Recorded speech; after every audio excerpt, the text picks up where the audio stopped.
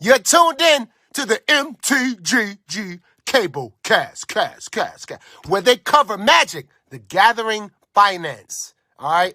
You don't know about it? You're tuned in right now and get ready to learn some shit.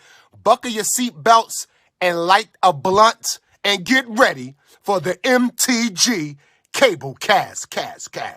Starring Reptar and Thirsty, them onion head motherfuckers. All right, guys, welcome to the newest episode of the Cabal cast. Today's topic is something we kind of covered in the past. The market's changed a lot since then. And someone mentioned in the Discord, hey, I could use a refresher on this. So here we are. What we're covering today is case philosophy, by which we don't mean philosophy of opening cases of cards. We mean the philosophy of what you stock in your case.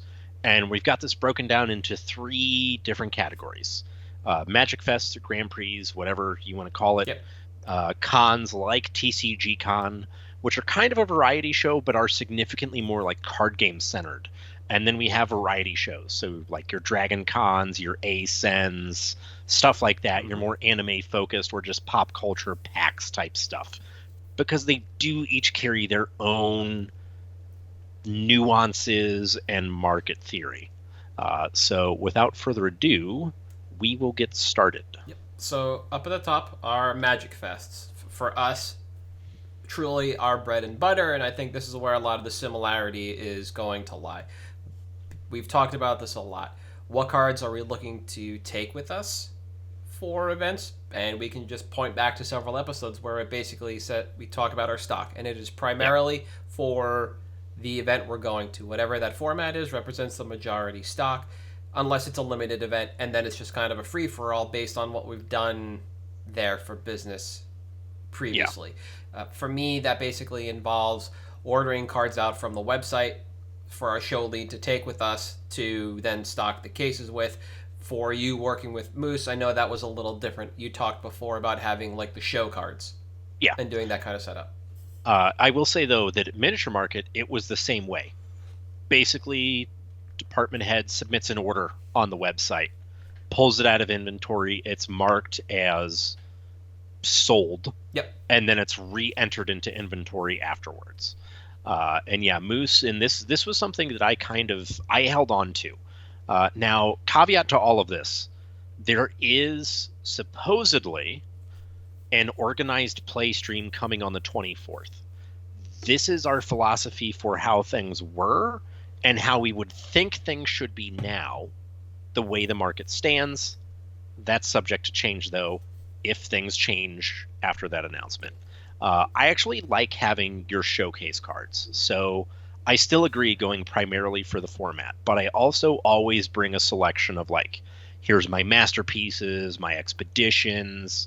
A lot of places call it the high-end case, like your duels, your EDH bread and butter that someone will not just crack their trade binder for, but dump the entire thing in an effort to get. Because that's one of those things that it only takes a couple of those buys to make or break your entire show. Yes, yeah. And that's really important to have, because there are times where legitimately it's like, all right, I'm just a couple bucks short. And then you get that, and all of a sudden, boom, here's a 10K deal. Great. My show is insane now. We went from being okay to like, no, we got there. Yeah, yeah. And I think that's really important. Yeah. I would agree with that. That's something I want to touch on later, because some of that does come down to display options, right? That's a little more heady topic when we're looking at this.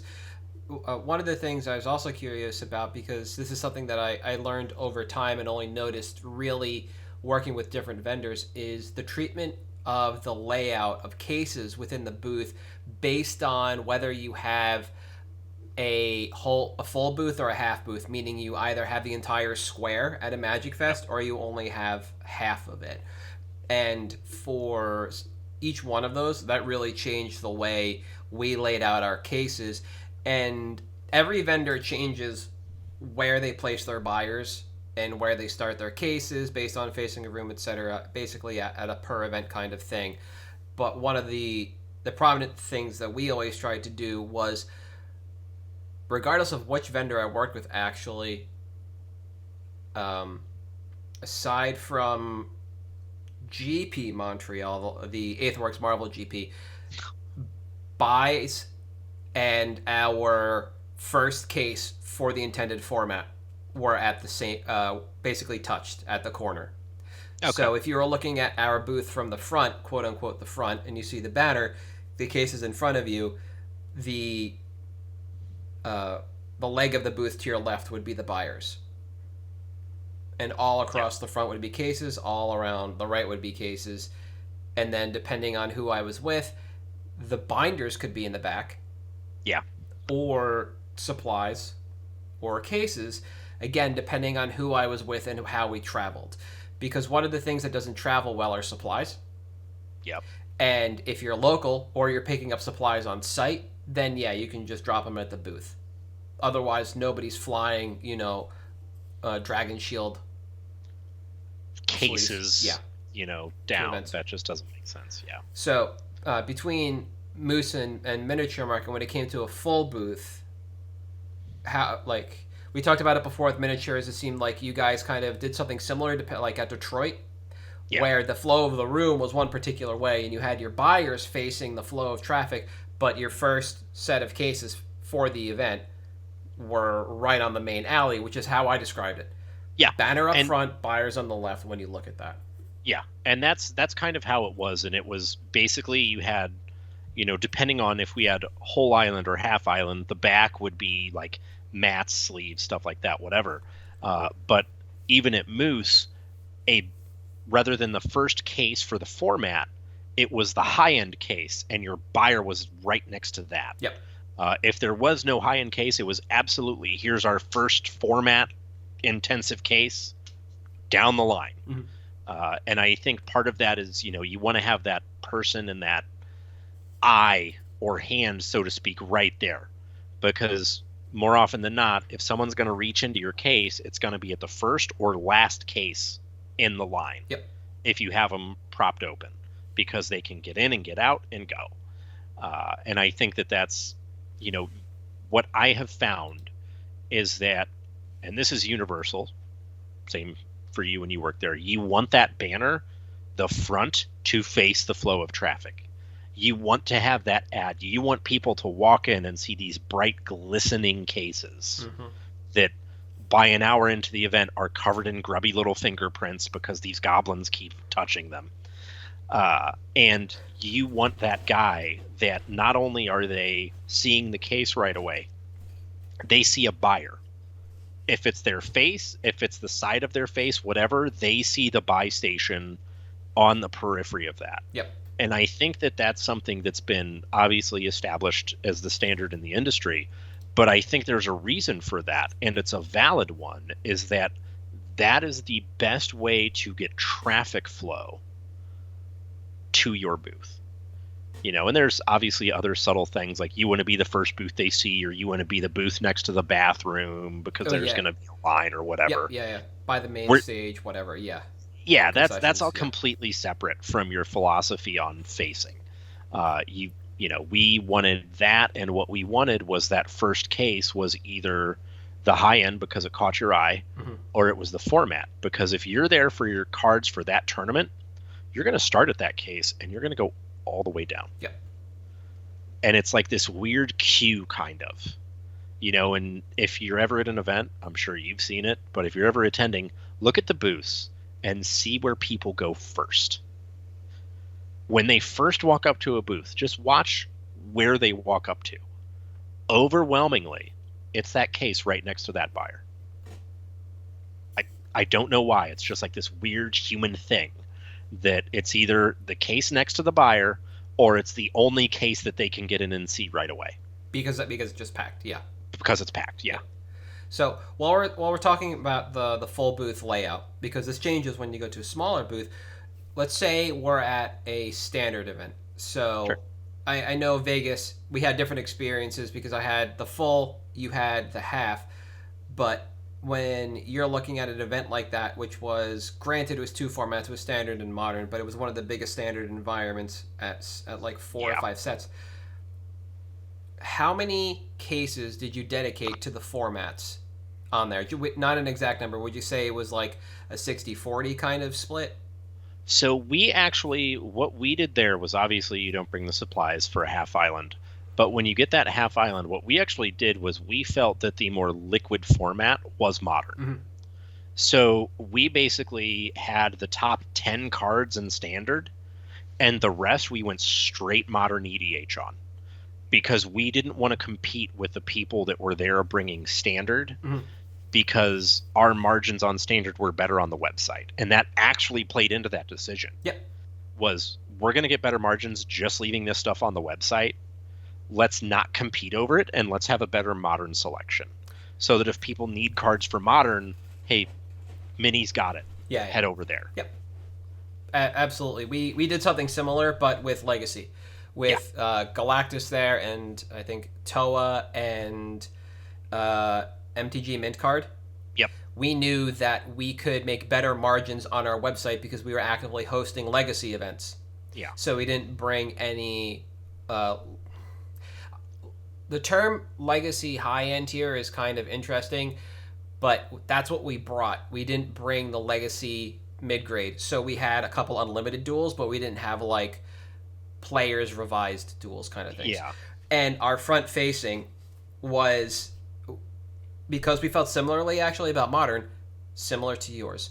We had 3 cases for standard, which basically covered, because I think we were just about heading into Brawl, but that was the Cavalier cycle of standard. So was it M20? Which the elemental deck was big, and that required like 4 or 5 colors worth of cards. And there was an Abzan combo deck that also required 3 colors, right? So we had 3 cases of standard. The rest of our front face was modern. So I think that's like 8 to 10 cases. So let's say 70-30 modern to standard. And then the wraparound was our high-end stuff, but that was like 4 cases and not full. Yeah. And some of that was actually played high-end. It wasn't like high-end. So there was some interesting like higher-end foils, some judge promos and stuff like that that were actually playable. It wasn't like weird judge promos like here's a balance or, you know, a judge Riku. It was like, no, here's judge bolts. Force of will and bolts. Yeah.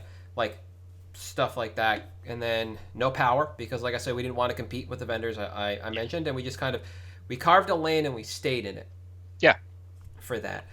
And that felt like a really good split for that event. That's 70-30 that we had, and then we knew we had some extra cases, and this was Vegas, so you got to play to Vegas, right? So you got a higher roll to some degree, and we brought what we thought we could move. Cool. We did. Now, talking about the half island, this is where things change, because you only have so much space to place your buyers or buyer, and you only have so many places to place your cases. For me, working the half, the buyer has always been front-facing, especially if the booth is touching the walls. Yeah. The buyer is along the front, often shifted off-center, so you have your primary format cases, break, buyer, and then your other format cases, and then binder or whatever on the side, to kind of give people the feeling that there really is no break to what's going on. And it's this also false sense of popularity, because if people are lined up to buy to you, that adds bodies in front of your booth, which attracts people because, oh, what's going on here, what's here, right? It's just kind of an interesting way of doing that. And that's been how I've seen it.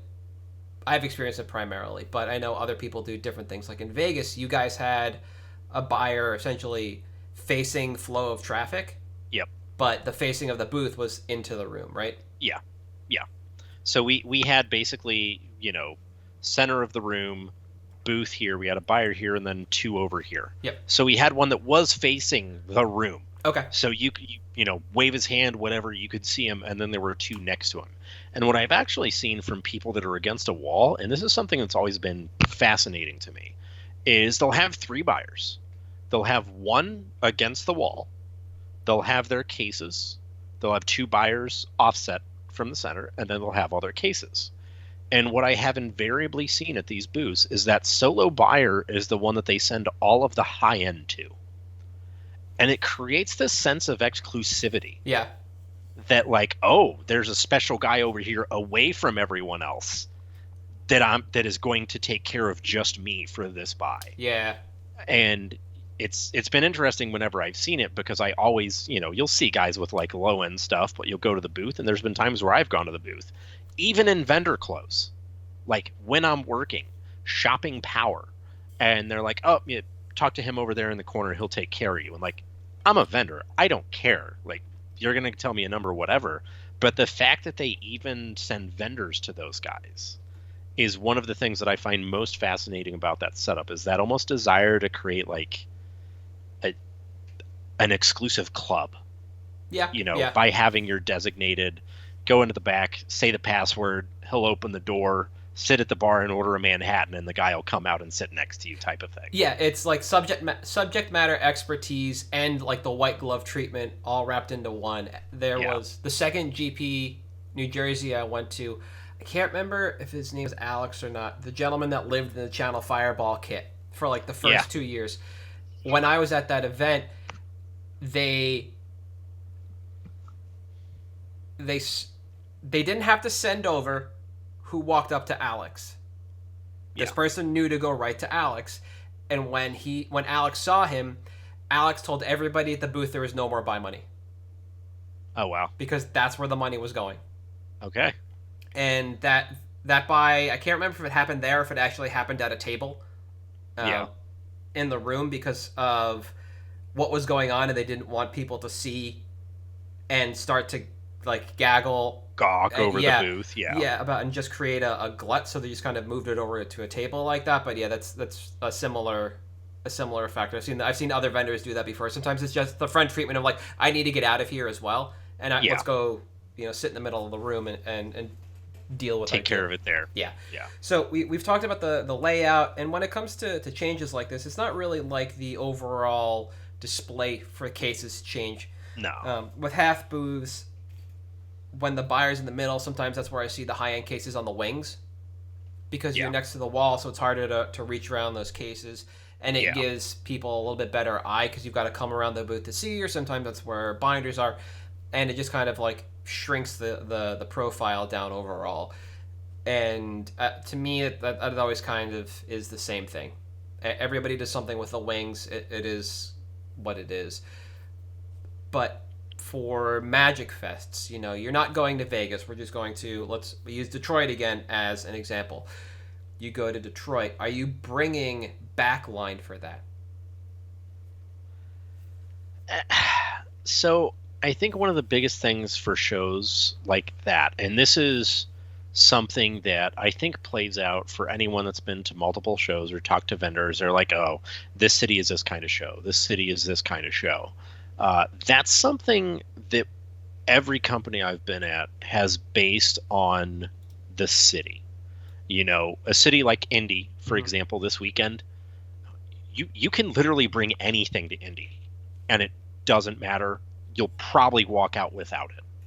So you always bring that stuff. You always want to have your just-in-case stock. Yep. And it's a city by city and even a format by format basis. Limited events, exception to everything, that's entirely city-based, but generally you're not going to. Mm-hmm. Standard events, we would never bring it to. Yeah. The only time I've ever brought back stock to a Magic Fest was Vegas, because the expectation was just infinite churn, and everything we were buying we were going to be taking home, so there was no restock the next day. No holes in cases unless we literally just blow the doors off it and can't keep up with restock.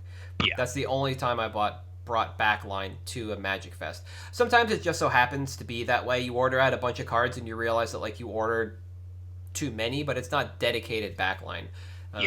I've seen common, uncommon backline before, because like, sure, you can put paths and bolts in your cases, but you don't have binders, you just have one rows and stuff, so you just like, Dewey Decimal System your way through and pick out what you need.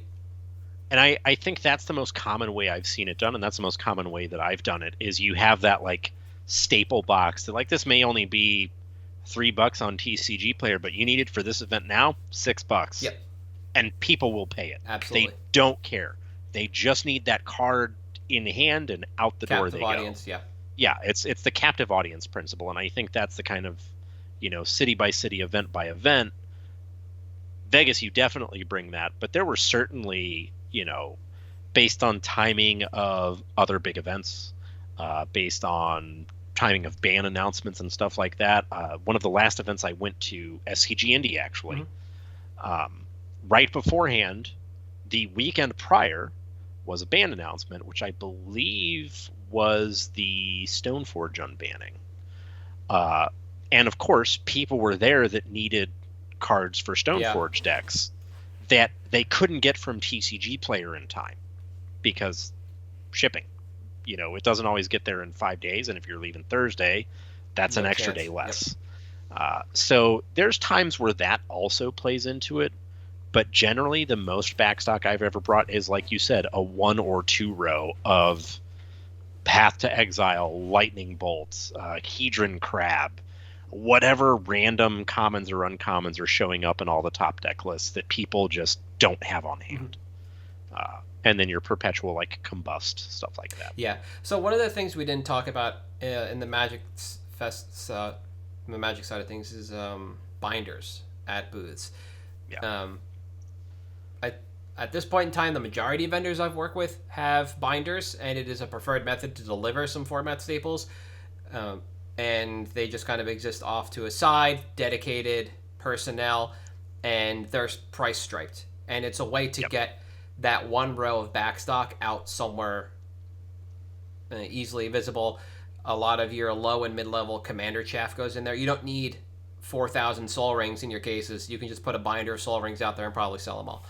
Yeah. And this is where you would find your bolts, your paths, Hedron Crabs, Lightning Helix, like all of that format staple stuff.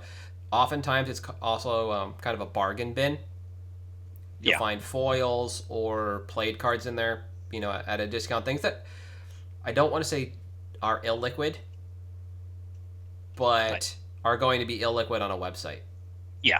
And they're the kind of things that, even if they're not illiquid on a website, it's just not worth the time or energy because they're worth so little money that paying someone to go through and process them is like, all right, well, I'm not doing this. Exactly. And so at that point, it becomes a rotating, for me, it's been a rotating seat at the booth, essentially, where somebody just gets rotated through so that you don't lose your fucking mind, and it kind of gets you off your feet for a little bit. And while it is still mentally taxing because you could be tracking what's going on with a number of people at the same time, it is a way to kind of break up the monotony of the day. Yeah. And this works out well for vendors that travel a lot and can get rid of a lot of chaff from what they pick up. And it also helps subvert some of the TSA issues with pricing cards because you just rip the cards out, throw the empty binders in a suitcase with a bunch of your other odds and ends from the booth, your tablecloths, etc.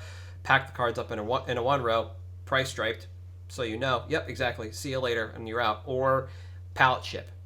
Yeah. That's one of the best ways I've seen binders moved around. Still price striped, but in 1 rows. Without the prices on them. Just pallet shipped to the next event, and it helps you move your stock around. I don't think it's something that everybody utilizes. It's not something everybody has to utilize, but it does bring another element to the booth overall.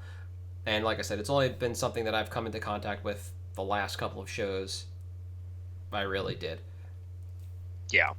And I think that's something that's been more common is I remember, the first couple times I saw binders at a booth, and it was like, here's our foreign, our foil foreign, our bulk foils, the stuff that's not illiquid, but is illiquid on a website. Mm-hmm. And I remember just people swarming every event because all of a sudden they're like, man, here is where I get my $5 to $10 commander staples that are rather illiquid that I may not even know exist. Yeah. That I'm just like, let's check it out. Oh my God, this card is great. Why did I not know this card existed? Or you get it at a deep discount because you're not repricing that shit all the time.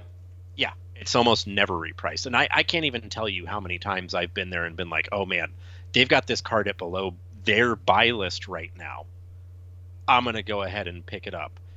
and nobody cares. No, not at all. Because when they put that card in there, they paid less than that for it. And they're just like, good, take it.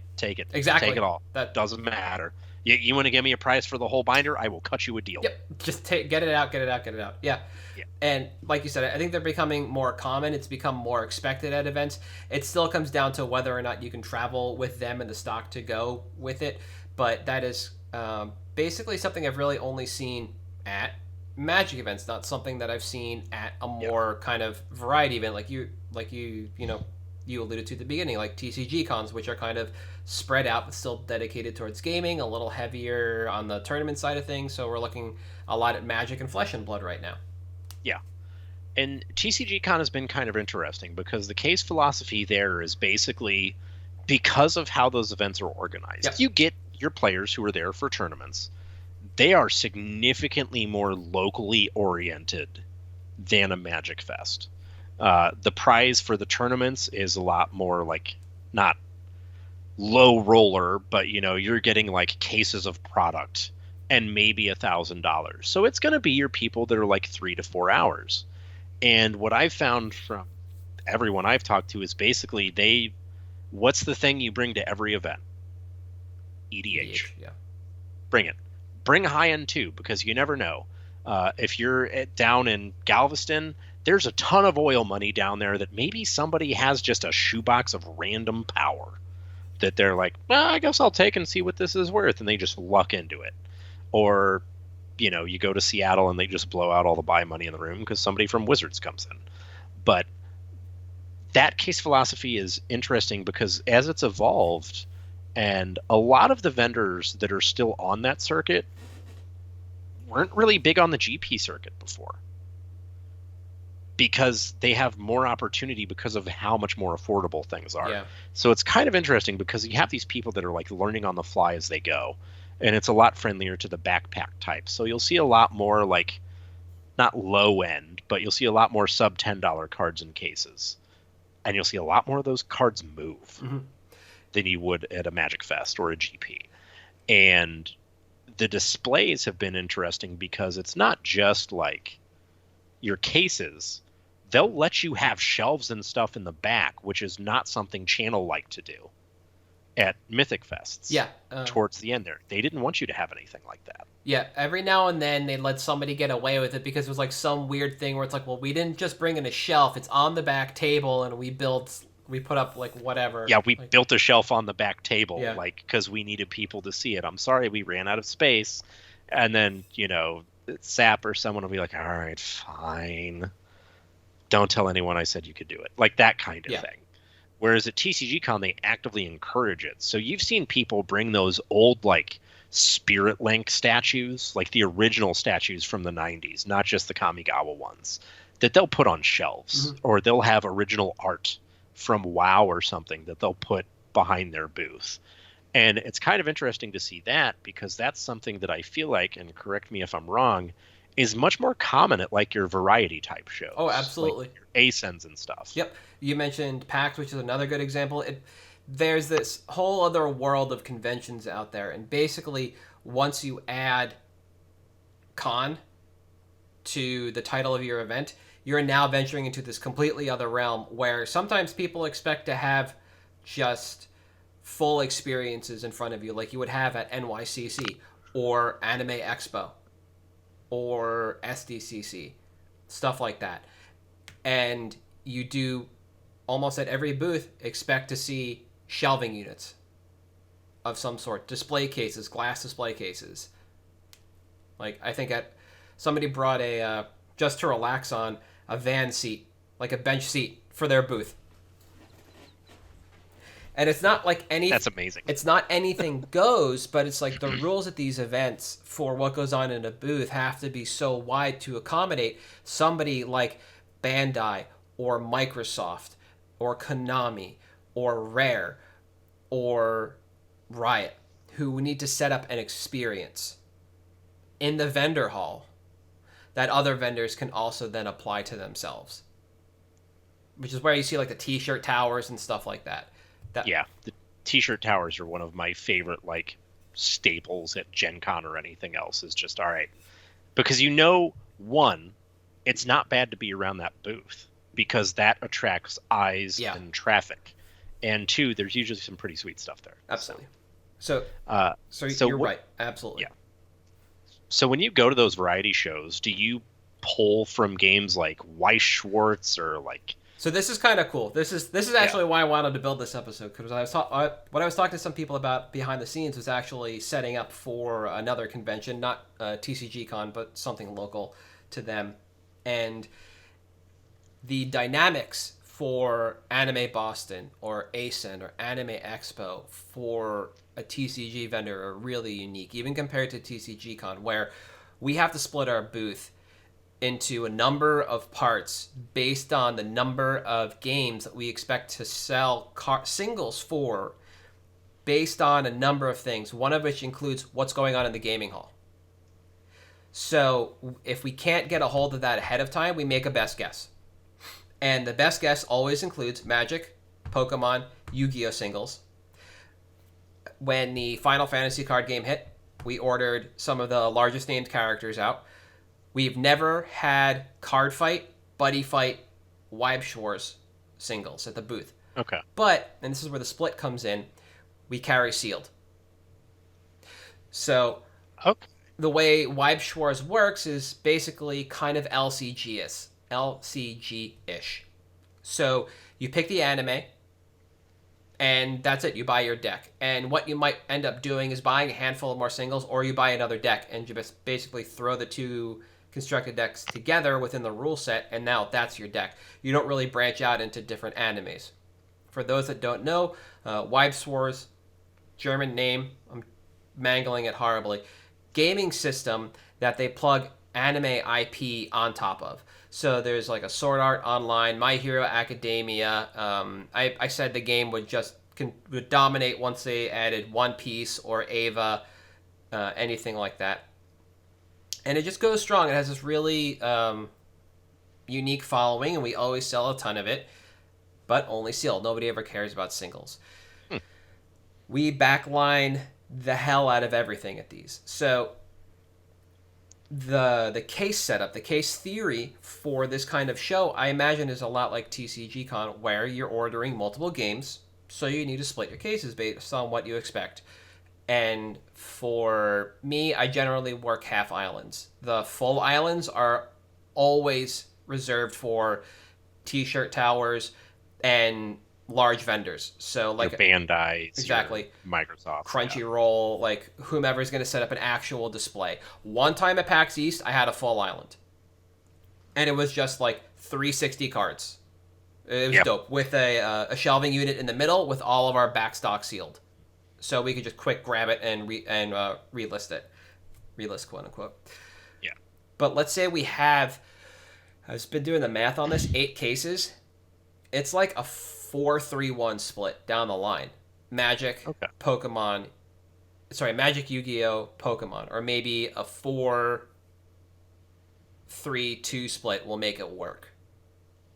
Do you think that Pokemon number may have changed now after the last couple of years, or do you think it would still be primarily Magic if you were to do one today? When it changed was when Pokemon Go was released. That's when the nostalgia wave for Pokemon hit. That's when we needed to bring in not just the cards that we know sell, but the nostalgia cards. Yeah. The cards that sell for Pokemon at these events are very easy. They're not tournament staples. We never sell tournament staples for Pokemon. What we sell are the cards that people like. It's like many Pikachu. It's just like 4 or 5 of them on a rainbow foil card. Many Eevee, stuff like that. Megas and EVs because they're full art. People like buying Pokemon cards for their favorite Pokemon. So we bring that.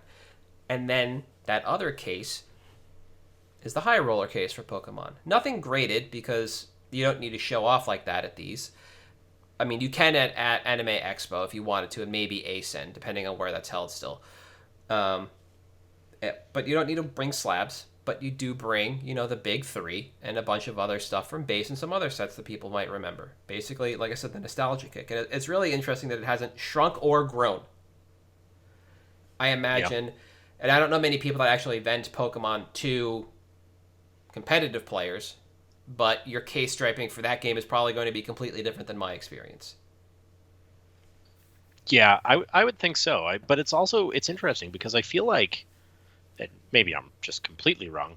Uh, Pokemon is one of those games where everyone knows to the nostalgia and the casual players is what you should expect. Like, even so, one of the shops that is like certified to vend Pokemon Nationals, one of only 4 shops, is in St. Louis, Yeti. And even their competitive players know when they go in there, they're going to get less money for their like competitive only cards.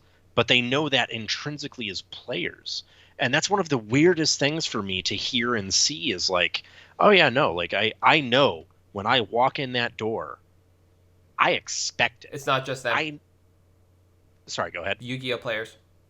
Yeah, fair. Yeah, it's the same thing. They know when they walk in, I expect to get less for my stuff percentage wise than little Timmy casual down the table is going to get for his Chansey that isn't even legal in standard right now because of the nostalgia. I can tell you, at every anime con I've ever worked, we have had to usher away Yu-Gi-Oh players from our booth for trading in front of our booth, which you cannot do in the vendor hall. Because the conversation goes the same each way. Like it's Magic backpacking from the late 90s and early 2000s, where they'll just say, I'll offer you this in trade, and it is more than our buy price, so they'll nibble. And you know what? That's fine. Just don't do it in front of our booth. But it's always the Yu-Gi-Oh players. But it's because that they have that innate understanding. Not having worked with constructed Pokemon players, I can't really say that. Like I said, we just sell to people who like their Pokemon. Yeah. And I collect Snorlax. Okay, here's all our Snorlaxes. Exactly.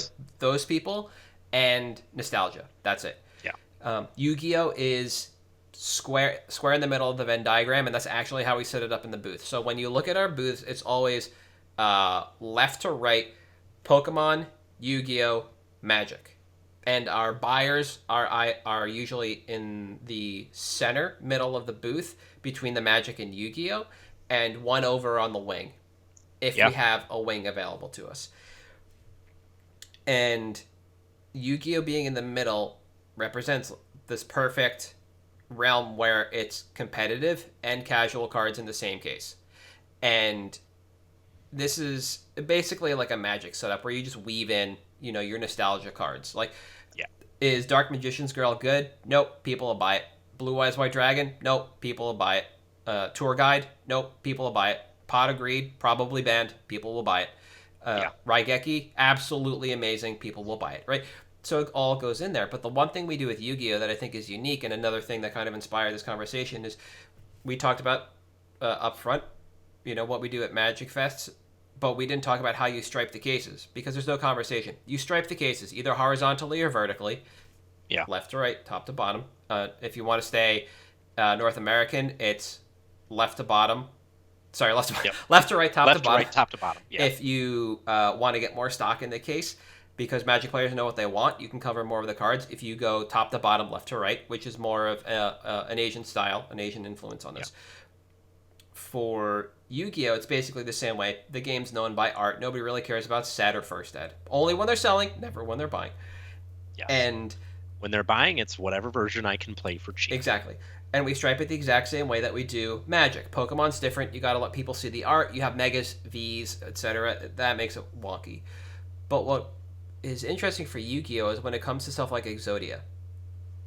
If you put Exodia in the case, left or right, or top to bottom, it doesn't matter. All the pieces in a row, nobody's going to care. People just read over that.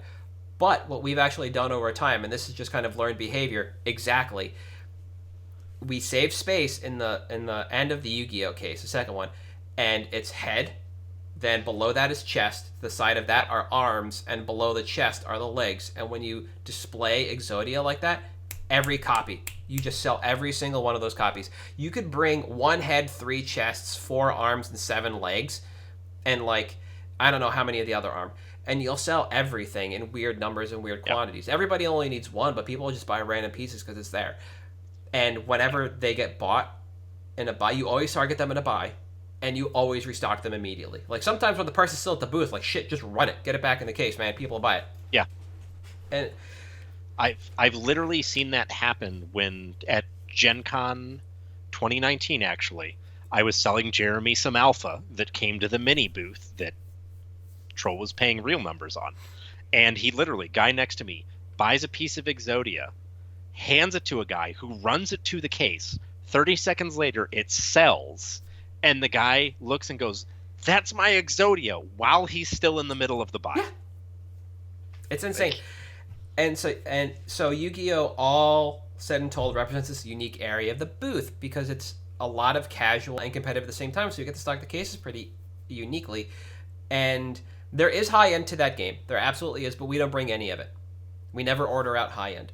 It is just like playables and nostalgia, and for me that's wild because I've got no idea what goes on in that game, and because Yu-Gi-Oh! Is played with all the cards all the time unless they're banned, it's very difficult for me to determine what nostalgia is, but people are making up formats. There's one called like the GOAT format, which is like 2003 to 2007 or something, using that ban list. Like that, yeah. Yeah, and like it's just wacky. It is like, you want to play Rescue Rabbits and stuff, sure, that's your jam. And GOAT is actually one of the most popular formats in the game because it was like everybody's favorite era. Yeah. I don't even know when it was, but there's literally like a GP-sized GOAT event that is planned at some point this year. It's wild. So for the most part, for these anime shows, everything is ordered out the same when it comes to cards and singles. For Magic, it is very much what we would do for a sealed event. And we like to talk about that a lot, where it is just Blap Commander. But we make sure we have shocks and fetches. Less bolts, more all around staples. So, that's when we'll have like a ton of lightning greaves and a lot of that hoo-ha. But the fun part is, unlike TCG-Con, our high end has a ceiling, and that ceiling is usually before you get to dual lands. Interesting. So when people come not to buy a lot of that stuff, I said after a stark realization that I have sold more packs containing dual lands at my booth than I have sold dual lands at my booth. And that is 100% correct. I have sold more packs of Revised from a brand new box that contained dual lands than actual dual lands at my booth at anime conventions. The money just isn't there for the sale side, but it's absolutely there on the buy side. Yeah. Because these events, like you mentioned, sometimes they're just localized. And sometimes people just walk in. They just buy a ticket to see what's going on, and they just walk in. They see you're there buying this stuff, and they'll go home and get it and come back and sell it to you because your numbers are real, they like what you're doing, etc. There was one Anime Boston where we had to phone people at a Star City in Syracuse to see if they wanted to buy some of the absurdness that had walked into the hall. That's awesome. One person as well. And see if they wanted in on this absurdness. It happens. Absolutely. And for these events, we absolutely carry backstock. Yeah. We bring probably a full one row to reload because no holes. You want no holes. You have your buyers just cranking. There's no time to reload unless it's something like specific that you know is going to churn immediately. But your backstock is priced and ready to go. And you're just rolling it out. And usually it's backstock of what's already there. You're not revamping the cases until the next morning. And one of the questions you'll always get is, do you have this card? And the answer is always, maybe it's in the buys, come back tomorrow. Yep. Truth is, it's never there. But you'll come back. You will. Because we're the only... And you'll probably find something you didn't know you needed from the day before. Exactly, because we're the only Magic vendor there. Now, the other interesting thing here is the sheer amount of sealed that we bring. Now, for an anime show, we could pallet ship, and that would be the way to do it. But our relation with our distro for the smaller card games that aren't Yu-Gi-Oh! Is good enough where we just have a drop ship to our hotel. Yeah. And that is mainly for like new hotness. And sometimes we just bundle up Wipes War Sealed and Card Fight and send it to our... So we just... There's not enough for a pallet. So we just freight ship whatever we need for that. And we will bust what we have to on-prem. The last Anime Boston I did, which was the year before lockdown, was the Detective Pikachu movie, not Defective Pikachu movie, because let me tell you, this bundle was worth more busted than it was sealed. The Detective Pikachu and the Mewtwo bundle that were released at that time, we busted 3/4 of the stock that we received at the hotel the night before to put in the booth, and everything sold except the coins and the pack codes. Sure, yeah. Yeah, immediately. But we also keep back stock of sealed product. Whatever Magic set just came out, usually 2 cases. As much Wipes Wars as we can get our hands on. Pokemon, usually 2 to 3 cases as well, depending on how well it sells. Sometimes it sells so well that we can't order out anything from distro. Yeah. Final Fantasy was at that Anime Boston, the last one before COVID. We had cases of as many sets as we possibly could get. I think there were 2 or 3 out. We couldn't get the first one, which was like Final Fantasy VII, because of course it's Final Fantasy VII, so you can't get that one. But we had everything else. And that's how we work in Anime Con, is just max everything. Just overload people with everything you possibly could and ship everything to and from the event. You only fly with your singles. That's it. Everything else effectively gets pallet shipped out. Well, and I think it's worth noting that, especially at these cons, and you touched on it, there's a surprising amount of money at these shows. Yes. And it's not like people who are there as guests of honor, like the guy who played the Green Ranger is out here blowing a bunch of money on Magic. There is a weird amount of like your anime and general pop culture, I don't know if nerds is the right word, but nerds that actually roll around with a decent amount of cash that they're like, all right, I've been saving all year to go to NYCC. That's it. I've been saving all year to go to Gen Con. So I have like a few $1,000s to throw around for something I can only get here. Yep. Awesome. Great. And that's where this stuff happens. That's where you see all of a sudden, oh man, this is absolutely absurd. I can get this pack of Revised from this box that was just opened. When am I ever going to be able to do that? That's worth a few $100s to me. Yep. So bringing that back stock, and this is, it's been a few years since I've done Dragon Con, but even Gen Con, bringing that stuff that's like, I don't know, if there's somewhere I'm going to find someone that wants to buy this Hasbro Toy Shop toothbrush from me, it's going to be this event. Yeah.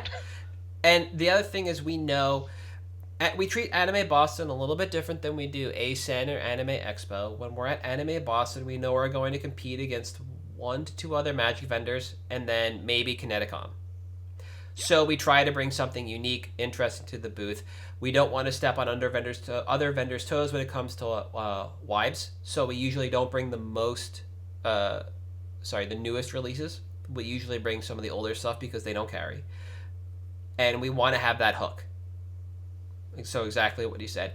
And what makes these events interesting, aside from the ordering multiple games and knowing your lane about what you need to order at these events, which only comes in time, is that striping of the cases and then booth setup, where our sealed needs to be front and center. So it needs to take up room on the frontage of the booth. It needs to be visible from the sides, not just to the side of the booth, because you have streets and avenues, I believe, at most conventions, like you have in New York City and Boston. Streets one runway, avenues run the other. And if you choose a booth that's by a large one, you have to make sure you're facing your product that way so people can see it, and also to the front. So this changes the way your booths and your cases are laid out entirely. And you can't expect players to be the ones to shop there. You have to expect that a lot of this is going to be your passerbys and your nostalgia sales. And that's like the most important part about these variety shows.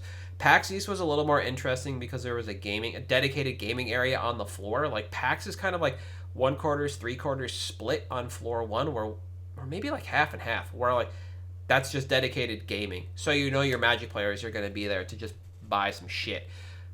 And I think there's also a dedicated gaming pass for PAX badge.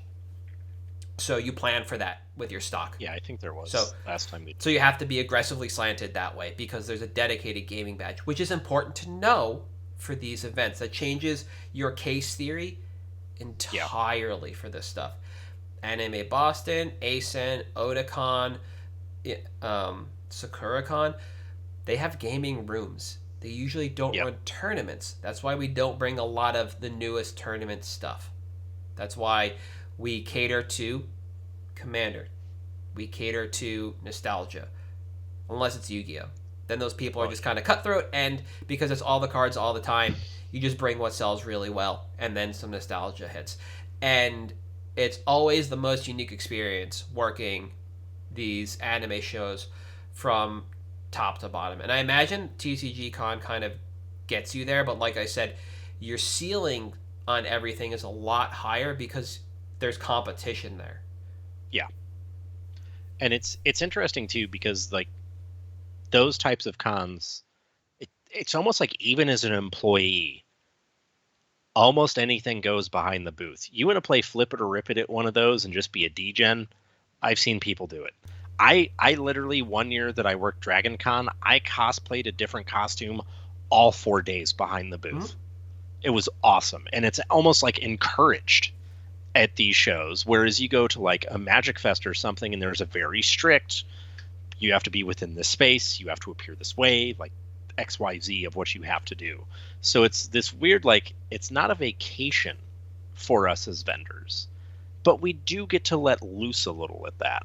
And you get to do things like open a box of Revised and have two guys say, all right, let's pack war it behind the booth just to get people around. Because these, all of these customers and guests, clients, whatever, that are here, that are attending this event, may not know exactly what's going on with that game, but it's something that draws people in. And that plays into, not necessarily case theory, but I've known people that have different staff for our Magic Fests with some overlap with their staff for ASEN or something like that, because they have people that want to go to those events that are going to cosplay. Oh, yeah. That just don't like the MF style. And that's one of the more subtle things I've noticed with different companies, is how that can change things. But that's another episode entirely. Yeah. So the last thing I want to touch on before we move into picks, because I realized I skipped past this, is the layout for supplementary singles. I mentioned like the high-end Magic goes at the end. The dual lands wouldn't be mixed in with the regular lands. They're in the last case. They're displayed that way. I mentioned Exodia for Yu-Gi-Oh, but everything else is just kind of mixed in. Pokemon similarly, aside from the true eye candy. But the idea of binders at an anime show or a convention like this in general is like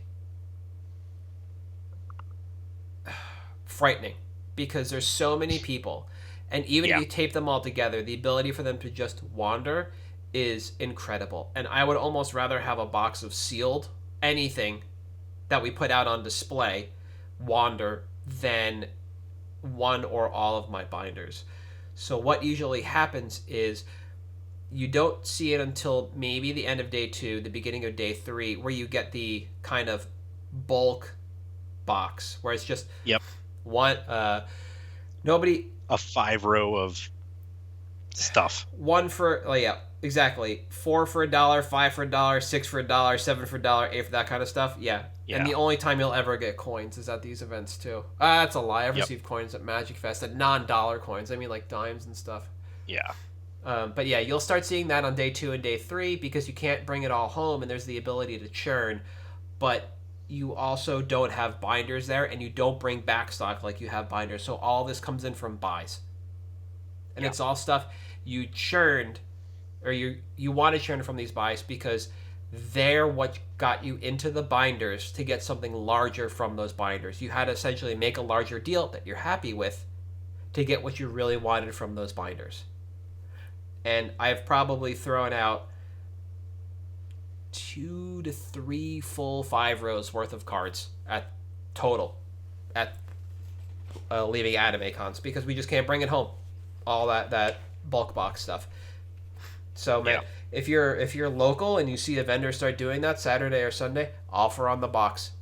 Offer on the entire box. Just take it from them, because they will literally be putting it in the trash. Yeah. Shoot your shot, because the worst they're going to do is be like, come back in an hour, and then they'll take the deal. And it's not because they're going through it. It's just because they don't want to deal with it. Yeah, exactly. We almost ended up throwing out a case and a half of sealed Fate Reforge. We bought so much, we didn't know how we were going to get it home. And what we bought was worth more than the sealed boxes of Fate Reforge when it was in standard. We almost threw it out. So, like, if you see that box at any of these cons, starting day 2 or day 3, and you really want it, make an offer. That's all I'm going to say. Yeah. Just make an offer on that stuff. But otherwise, no binders and stuff like that at the event. It's just not something we prepare for, because it's not something we want to do, because space is at a premium and we need to face our booth properly. What we've ordered is going to cover our bases, and it is like it meets like the algorithmic checks that we've put in place for ratio of cases, which I said was like 3 to 2 to 2 at this point, or maybe 3 to 3 to 2 at this point in time. It meets the requirement to have backfill singles and sealed to sell for those games. Yeah. It's just super duper important. So, pick time, because we're an hour into this episode. Yep. Real quick, my pick is Stone Hero Giant, a card I've been watching for love that card. About 8 months. It is a beautiful giant from Morningtide. Awesome. It's a repeatable Stoneforge Mystic. It's just a 4/4 for 5 with Vigilance. You can pay a color. You can pay for Stoneforge Mystic to go tutor up a piece of equipment and put it into play and attach it to a creature you control, then shuffle. And equip it. Yeah, and equip it, right? So the reason I've been sitting on this for a while is because of this dip that we see coming out of like M21. It lasted through the reprint and then just kind of tumbled. So Stone Hero Giant, you know, it's an excellent option in any white-based equipment deck that only gets better over time as Stoneforge Mystic number 2. Obviously, it's not number 1 because it costs 5, not 2. But over time, A+. And there's really no other way to put it. Your heavy equipment.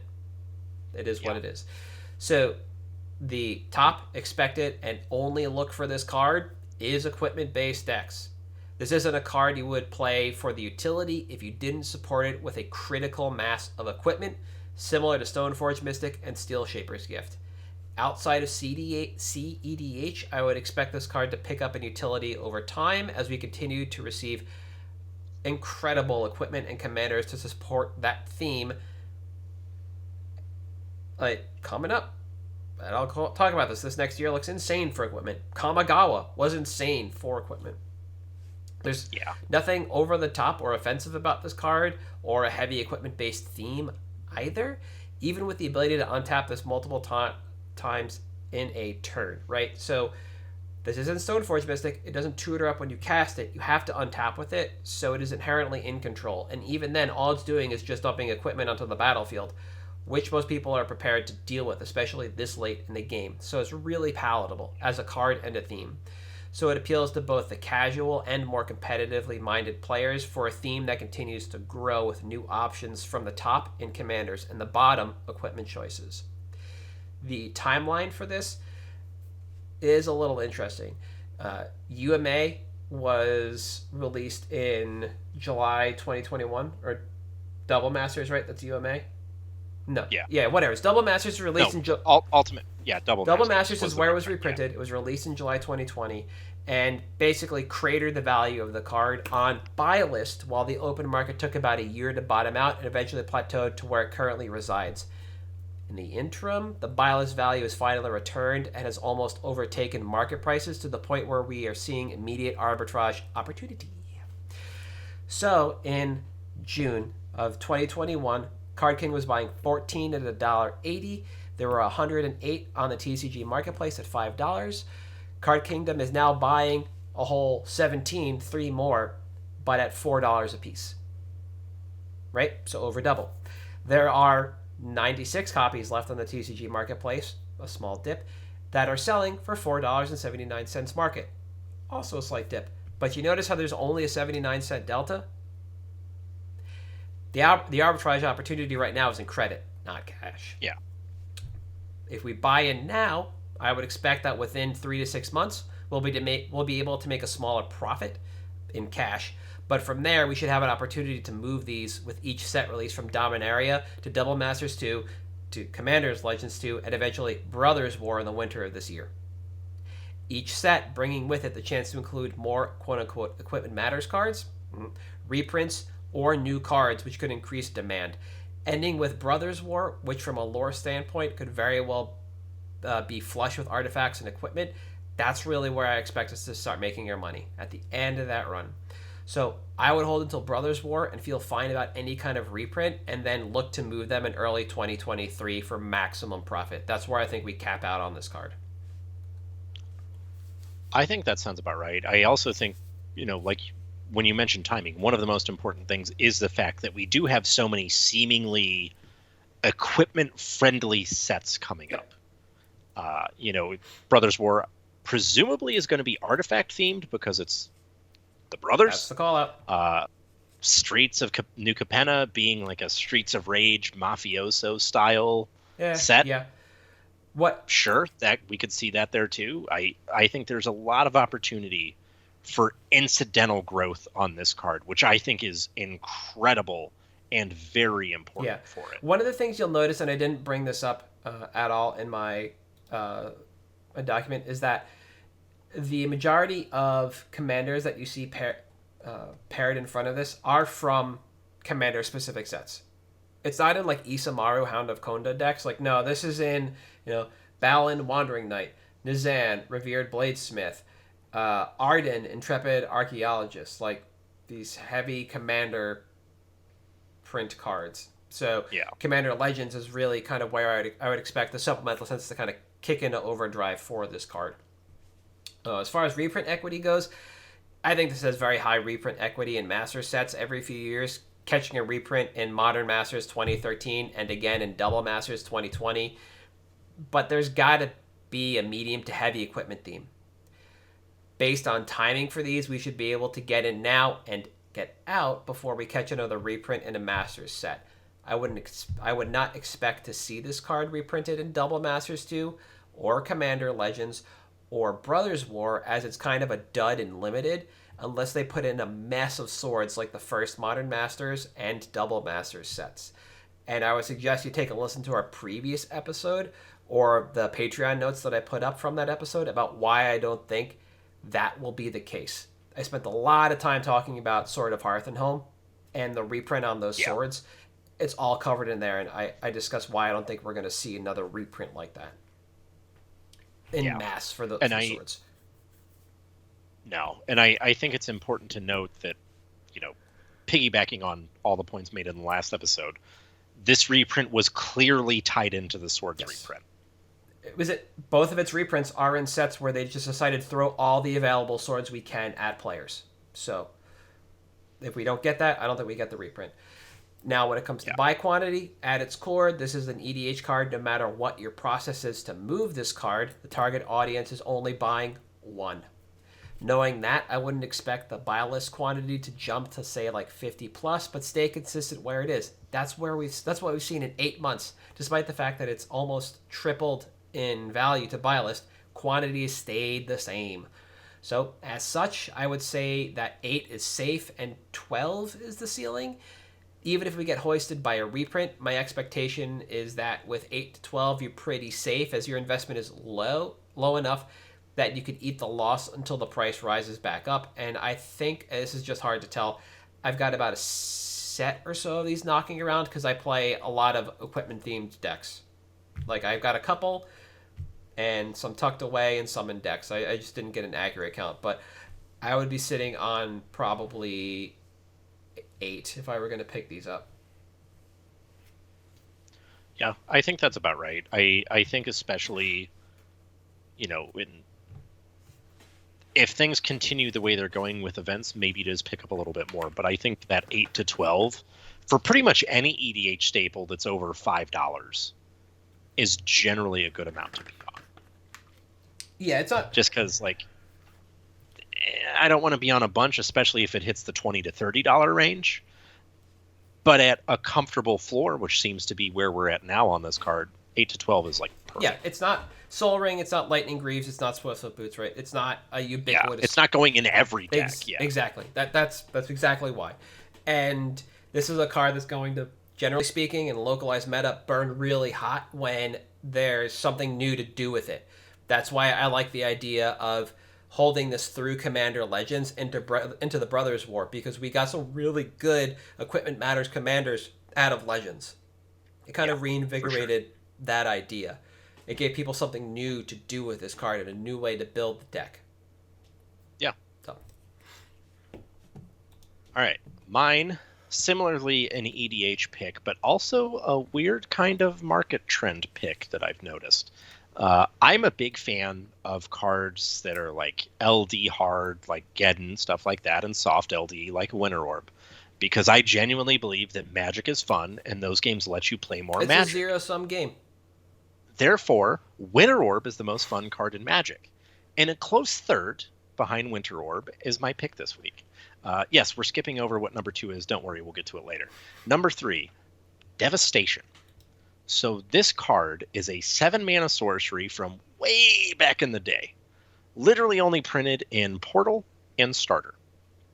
And it has sat comfortably, if you look at the MTG stocks graph, at a low of about $15. We plummeted a little bit in 2020, and then we went back up to our floor. Now, the interesting thing about this, and why I've decided to pick this now, is if you look at the stocks graph, you see that the market price has overtaken the average price as of like fallish last year. Now, why that's interesting to me is because Card Kingdom has not changed their buy quantity. They're still buying 10 of both versions at $11. By far more fascinating than that is what's happened to quantity on TCG players. So, currently, as of recording this podcast, the Portal version has 48 near mint or LP copies with 91 total listings. 2 weeks ago, there were 76 total listings with 52 near mint and light play. So you had fewer listings overall, more listings in higher condition. Meanwhile, we have our market overtaking our average. What about the starter version? As of recording, we have 49 total listings, 27 near mint LP. 2 weeks ago, there were 56 with 35 near mint light play. So one version has seen a normal trajectory, the more recent printing. The original version saw this weird inversion of trajectory where we now have more listings but fewer in the desirable quantities. We have more listings in the desirable quantities for this reprint. This is one of the weirdest things I've ever seen in the market. Yeah. Because correlating with this is we have the market price overtaking average, which, as we've called out repeatedly in the history of the show, is right before we see a spike in a card. Absolutely. But despite seeing that, Card Kingdom has not changed their buy price. We have seen this weird thing going on with quantity. So this is... I like this card a lot. I have ordered 5 of them in the last week. I don't want to be at any more than that. And the reason being is because I saw this and I see what's happening with the graph, the stock, everything. And I'm like, okay, this may be something. It may be nothing. But I'm willing to risk like $80 to $100 to see what it is. Because worst case scenario, say floor, this has literally been the floor on this card since 2015 at $15. You're not losing anything here. No, and they keep doing it. I shouldn't say they keep doing it. They kept doing it and they eventually stopped. They stopped making these red spells. Yeah, they did. They haven't made these like massive destruction spells outside of, I think, Decree of Annihilation got like a commander deck reprint or something. If that comes after Worldfire, then yes. Or yeah, I guess Worldfire was the most recent one. But these are kinds of spells that they don't seem keen on doing. or printing or designing. We don't want this effect in Magic. So not only do you have all of these other elements to this weird thing going on with pricing and supply, they're not going to make any more of this card. This isn't going to be a list card one day. No. Nobody's clamoring to get, Armageddon number 12 reprinted. Like, that's just not there. There's no reprint equity on this card because it's not a card that most people find fun. Because most people incorrectly assume cards like Winter Orb and Armageddon are not fun. And that's another reason I'm comfortable getting in on this card, because long term, this supply is just naturally going to dry up. Not to mention, it's one of those cards that I feel like, and I legitimately did not know this card existed until about 2013, 2014 myself. Despite having played through all of those sets, I had no idea this card existed. This is one of those like hidden gems that travels beneath the radar, and if it shows up, it may spike, it may not.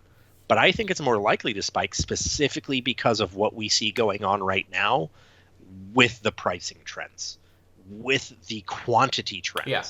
It's just this weird, here's something fuzzy going on in the market. Everyone pay attention to it. Let's see how it pans out.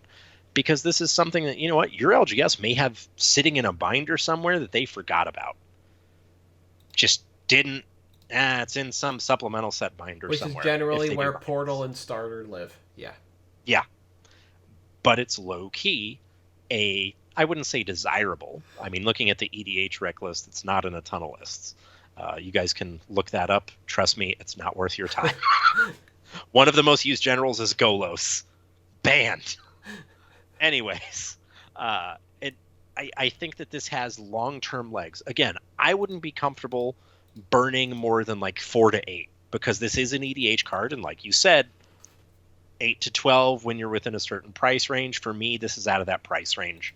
I'm at about 4 to 8 is where I want to be, because not only is this card not more expensive, it's not as illiquid as a card like Stonehewer Giant. This goes into one kind of deck. Someone who wants to have the most possible fun playing Magic. And there's very few of us out there. Some men just want to watch the world burn. But it was so interesting to see this over the last couple weeks that I was like, you know what? I have to call attention to this somehow. So my pick, I'm saying about 4 to 8 copies. Timeline? I honestly don't know. Because by now we should have seen the market shift. Yeah. I don't think, when it comes to Portal and Starter in particular, I think it's very difficult to attempt to predict them when it's not cards that are popular. It's not Wrath of God, Sleight of Hand, Personal Tutor, Grim Tutor, whatever. And any of those cards, those see enough play. Yeah. But when you get to the more niche stuff, like even Bear Cub, or Norwood Priestess, or Dakmor Sorceress, those are just so like some of the niche. Some of the weird Zodiacs that aren't Dragon have a very difficult to discern price point, because these sets are they're not easy to like. Yes, they're easy to manipulate, but people are not manipulating these sets. It's just all of a sudden they're gone, and somebody's like, all right, well, here's a bunch of Zodiac pigs. Let me list them. Okay, if you sold up, and it's just, we correctly haven't found the ceiling on this stuff yet, and it's rare. Yeah. So, what's the turnout point? When do you get out? Don't know. Yeah. Set it and it was just so weird to see this, because this is counter to every standard of how this process works. Yeah, and I think it is just an interesting look and an interesting hold overall, because even with the Portal, even if this were to be reprinted, there's no Portal reprint, there's no Starter reprint. The way these cards are laid out are very specific. That's not going to happen again. Portal and Starter have very unique layouts. There's a lot to these cards that is to like from a speculative standpoint in regards to holding something interesting. Yeah, it has all of these things going for it for why it should be worth more money. Yeah. All of these trends showing it should be worth more money, and it's not yet. And it's just, I am glued to this for the ride. And when we do our follow-up episode for picks, I am going to touch on this one regardless of whether it wins or not, just because I want to see where it ends up when we Yeah, do that it's episode. absolutely worth keeping up with. I like this kind of stuff. Oftentimes, I don't follow up with it in my own speculative interests, but there are a few things, and I like when these opportunities arise because sometimes it is just an interesting place to park money. Because what are you gonna do? You're just gonna sit on a rope forever, or is it gonna go up? Well, those are your only two options, and you're probably fine with both if you're parking a small amount of money there. So, Yeah. I think this is it's an interesting thought experiment to jump in on. And I like the pick, and I like when we do these kind of things because it does give an interesting side to the speculative aspect of what we're looking at and the ability to function on a longer term timetable. So Yeah. Great look. That is going to be it for this week, though. Next week we will be back to talk about something. I've got it planned, I believe.